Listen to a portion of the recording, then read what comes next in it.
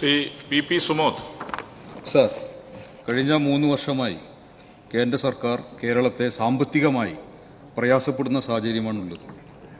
കേന്ദ്ര സർക്കാരിൻ്റെ സാമ്പത്തികമായ ഞെരുക്കമുണ്ടായിട്ട് പോലും ഏതാനും ദിവസങ്ങൾക്ക് മുമ്പുണ്ടായ ഓണം സമൃദ്ധമാക്കാൻ വലിയ ആനുകൂല്യങ്ങളും ക്ഷേമ പെൻഷനുകളും വിപണി ഇടപെടലുമൊക്കെ സംസ്ഥാന സർക്കാർ നല്ല രീതിയിൽ നടത്തി. സർ, എൻ്റെ ചോദ്യം, ഈ ഓണം സമൃദ്ധമാക്കാൻ സർക്കാർ എത്ര കോടി രൂപയാണ് ചെലവാക്കിയത്? ബഹുമാനപ്പെട്ട CM. സർ, അതുമായി ബന്ധപ്പെട്ട കൃത്യമായ കണക്ക് ഇപ്പോൾ എൻ്റെ കയ്യിലില്ല. Second question. സർ, കേരളത്തിലെ തദ്ദേശ സ്ഥാപനങ്ങൾക്കുള്ള ധനകമ്മീഷൻ്റെ ഗ്രാന്റ് അനുവദിക്കലിൽ കേരളത്തോട് തുടർച്ചയായി വെട്ടിക്കുറക്കുന്നത് സർക്കാരിൻ്റെ ശ്രദ്ധയിൽപ്പെട്ടിട്ടുണ്ടോ? സർ, മാനദണ്ഡങ്ങളിൽ മാറ്റം വരുത്തി കേരളത്തോട് സ്വീകരിക്കുന്ന നിഷേധ സമീപനത്തെ തുടർന്ന് 15ാം ധനകമ്മീഷനിൽ നമുക്ക് കേന്ദ്രം നൽകിയ തുക എത്രയാണ്? ബഹുമാനപ്പെട്ട CM.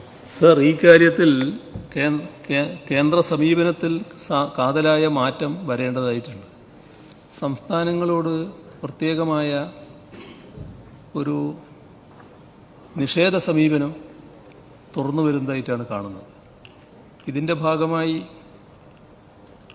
സംസ്ഥാനങ്ങളുടെ ഒരു യോജിച്ച നിലയും സംസ്ഥാനങ്ങൾ യോജിച്ച് ആവശ്യങ്ങൾ ഉയർത്തുന്ന സ്ഥിതിയും പരിഗണിക്കണം എന്ന് കണക്കിലെടുത്താണ് കേരളം മുൻകൈയെടുത്തുകൊണ്ട് ഇവിടെ വിവിധ സംസ്ഥാനങ്ങളിലെ ധനമന്ത്രിമാരുടെ ഒരു യോഗം സംഘടിപ്പിച്ചത്.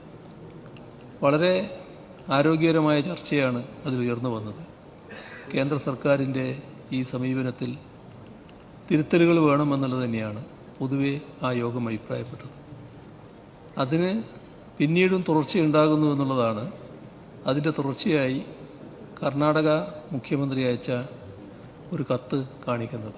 അദ്ദേഹം ഈ യോഗത്തിൽ അവിടുന്ന് ധനമന്ത്രി പങ്കെടുത്തിരുന്നു. അതിൻ്റെ തുടർച്ചയായി ഈ നടന്ന യോഗത്തിൻ്റെ തുടർച്ചയായി ഞങ്ങളൊരു യോഗം നടത്താൻ ഉദ്ദേശിക്കുന്നു, നിങ്ങൾ പങ്കെടുക്കണമെന്ന് പറഞ്ഞുകൊണ്ടായിരുന്നു അദ്ദേഹത്തിൻ്റെ കത്ത്. അപ്പോൾ അങ്ങനെയുള്ള ചില ഇടപെടലുകൾ വന്നുകൊണ്ടിരിക്കുന്നുണ്ട്. ഏതായാലും ഈ കാര്യത്തിൽ സംസ്ഥാനങ്ങൾ ഒന്നിച്ച് നിന്നുകൊണ്ട് സംസ്ഥാനങ്ങളോട് കാണിക്കുന്ന വിവേചനം അവസാനിപ്പിക്കുന്നതിനുള്ള ശക്തമായ ശബ്ദമുയർത്തൽ തുറന്നും വേണ്ടിവരുമെന്ന് തന്നെയാണ് കാണുന്നത്.